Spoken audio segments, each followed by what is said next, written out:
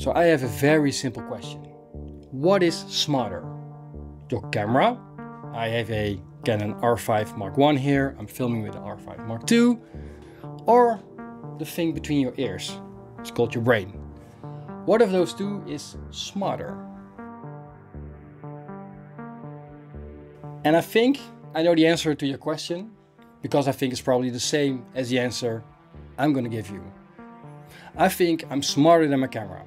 Well, for fact, I know I'm smarter because it's a very simple camera with a simple computer chip, and it isn't that smart. But somehow I trust and rely on this camera way more than I actually should, I think.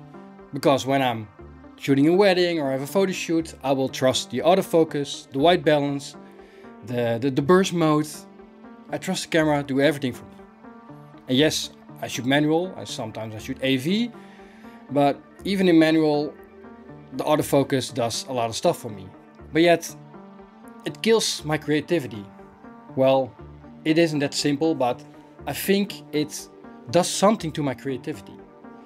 And for that, I want to take you back several years, about almost 20 years, when I started photography, because I'm quite old actually. So when I started photography, back then, I didn't know anything about photography. Actually, I wanted to be a photographer because I had a lot of images in my head and I had to go out and I didn't know how. And I thought maybe photography is a thing to help me out, have a creative burst. Well, that turned out to be a very good choice because nowadays it's my work for a long time right now. But back then I really didn't know if I would like photography. So when I started my study, photography, it was a 4-year study. The first thing they did, they really started from scratch with a camera obscura. So that's like a box with a hole in it, some light sensitive material in it, and you get a photo. Very simple, that's the way you make photos. Then we went up to analog photography. And when we started analog, things started to click for me. And I have to grab one of my cameras. I bought this, I'm gonna open it up. I bought this Mamiya 645, the 645. This camera is a medium format camera.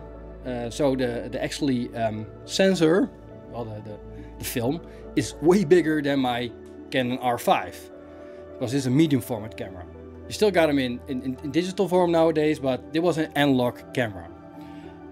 I use this camera a lot. So when I started photography, I started with digital photos, but also analog photos. And the analog thing did something to me because I had 12 photos, there was no white balance. I had a light measuring tool I could measure light with, and I had to focus manually just to make a decent photo. But the thing I liked so much about using the camera was the creativity in my head was going through that analog camera. And for my feeling, there was no real restriction to it, even though I was using a digital camera also, because I could adapt stuff to it. And I noticed that from the start on, when I bought my first real pro camera, my Canon 5D Mark II, I was using it like a analog camera. I wasn't shooting that much of photos. I was holding back a lot. I didn't use a lot of burst mode. Maybe the first years I didn't even put it on burst mode. I was really aware of my camera. Really aware of what the camera had to do to make the great photo for me. And the autofocus of those cameras wasn't really great. I used it, but the manual focus was the same for me. But as I evolved as a photographer, maybe got a bit lazy. Now I'm shooting with an R5 Mark II. I mean, the autofocus is just awesome. It autofocuses everything, objects, people. It just reads my mind. Well, I think it reads my mind. But what it actually does, it chooses a subject and that's the sharpness. Same with people. But it's also very boring. I think started clicking when I gave a workshop a couple of weeks ago. A workshop in hybrid photography, so hybrid photo and video. Because when I started out as a photographer, I was already doing hybrid. So I started filming and photo with the same camera. More like a creative expression, not thinking about it would be a career to do both, but just a creative expression. Nowadays I give workshops, people want to learn from me. How do you shoot hybrid? And the thing I always start with isn't the technical stuff. It's the way people have to look when they start shooting. I'm not going into depth about hybrid shooting, but what I'm trying to learn people is that they have to look at what I'm shooting and think about what they're going to shoot. And it's a little bit the same as analog photography. So during that last workshop I gave, I saw a lot of photographers just grabbing cameras, setting up a cameras and shooting, looking at the cameras, and I heard burst mode everywhere, like and what I noticed that was nobody was really looking at the models, was really thinking about how the models are staged, how they have to walk, or looking at the fingers or looking at the hair. They were only focused on the camera settings and on shooting a lot of photos and videos. And when I gave them tips, some used it and some just didn't really click with them. Because they have like a 1 terabyte memory card, they keep on shooting. But what if I told them, you only get 12 photos, so forget the video part, you only have 12 photos, you have manual focus. How are you going to fix it? How are you going to make a photo? I'm pretty sure that everyone stops shooting immediately and is going to think about how they are going to make a photo. And I'm not saying that photographers right now aren't good, because there are enough great photographers, but somehow I'm missing that emotion, that soul in photography that makes photography so interesting. The way Helmut Newton works. I mean, I love Helmut Newton. He shot analog, especially his black and white work. I mean, the man was a genius, and he did it all with the camera like this, like actually in Hasselblad. But man, I love that work. I think it's better than the work we see right now, because it's all about really taking in the environment, the light, the model, really thinking about how to pose and making it feel real and not faking it, or just making a burst of photos and hoping the one photo looks natural. It's so much different. And when you shoot analog, and when I shot portraits with analog, I had to have way more conversation with the people I was shooting. I have to make them way more comfortable and just make them relax, make sure that those lips aren't tense and like this. And I got to know the people, so when I could shoot photos, I would be sure that they weren't tense anymore. But nowadays I grab my digital camera, start shooting and hoping there's a great photo. That's very, very simple way of putting it, but that's what technology does. It makes it very interesting, especially for hybrid photography. I can do way more than I could do before, but also it makes me a little bit lazy and I'm trusting the camera too much.